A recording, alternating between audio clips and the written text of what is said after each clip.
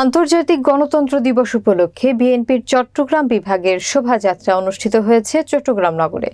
দলে দলে মিছিল নিয়ে আসা নেতাকর্মীদের নগরীর আলমাস মোড় থেকে এই শোভাযাত্রায় জমায়েত হয় লাখো বিএনপির নেতাকর্মীরা। চট্টগ্রাম নিজস্ব প্রতিনিধি রুমেন চৌধুরীর প্রতিবেদনে দেখুন বিস্তারিত।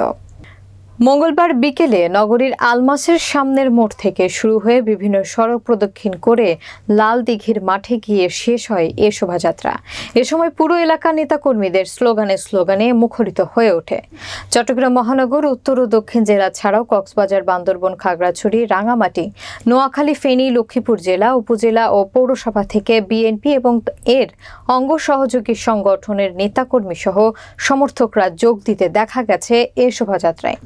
এর আগে বিকেলে 2:45 থেকে শোভাযাত্রা পূর্ব সমাবেশের অস্থায়ী মঞ্চে প্রধান অতিথির বক্তব্য রাখেন বিএনপির স্থায়ী কমিটির সদস্য সালাহ উদ্দিন আহমেদ। তিনি বলেন, আর কখনো এদেশের জনগণ এই স্বৈরাচারী হাসিনাকে এদেশের মাটিতে আসতে সুযোগ দেবে না। মহানগর বিএনপির আহ্বায়ক এরশাদুল্লাহর সভাপতিত্বে এবং সদস্য সচিব নাজিমুর রহমানের সঞ্চালনায় মঞ্চে বক্তব্য রাখেন বিএনপির কেন্দ্রীয় কমিটির চট্টগ্রাম বিভাগীয় সাংগঠনিক সম্পাদক ও বিভাগীয় শোভাযাত্রার সমন্বয়কারী মাহবুবের রহমান শামীম, কেন্দ্রীয় বিএনপির সাবেক সাংগঠনিক সম্পাদক ডাক্তার শাহাদাত হোসেন, মহানগর বিএনপির সাবেক সদস্য সচিব আবুল হাশেম বক্কর সহ চট্টগ্রাম বিভাগের বিএনপি নেতাকর্মীরা।